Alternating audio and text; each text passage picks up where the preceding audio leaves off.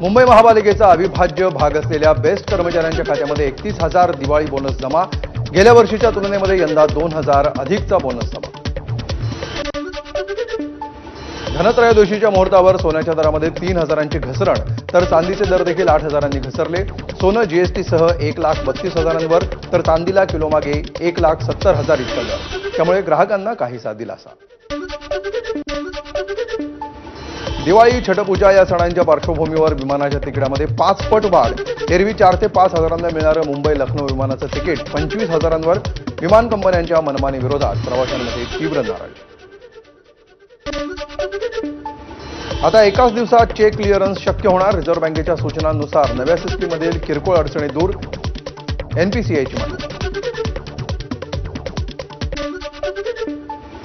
संजय गांधी राष्ट्रीय उद्यानामध्ये वनमंत्री गणेश नाईक यांच्या हस्ते ई बग्गी सेवेचं लोकार्पण। नॅशनल पार्कमध्ये 10 बग्गी आणण्यात आल्या असून चालवण्याची स्थानिक महिलांना संधी।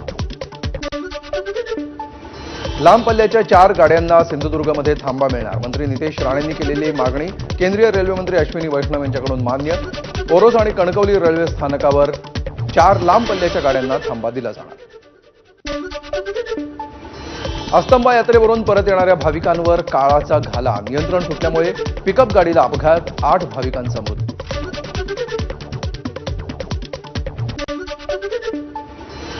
रेल्वे वाहतूक करणाऱ्या 2 टिप्परची एकमेकांना धडक। एका टिप्पर चालकाचा जागीच मृत्यू, तर 1 जण गंभीर जखमी। गोंदिया बालाघाट महामार्गावरील नागरा इथली घटना।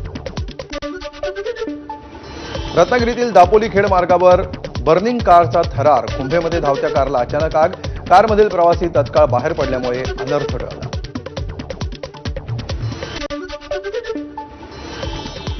अमरावतीमध्ये 21,000 रुपये किलोची सोन्याची मिठाई। शुद्ध 24 कॅरेट सोन्याचा वर्ख लावलेली गोल्डन फ्लॉवर नावाची मिठाई बाजारात।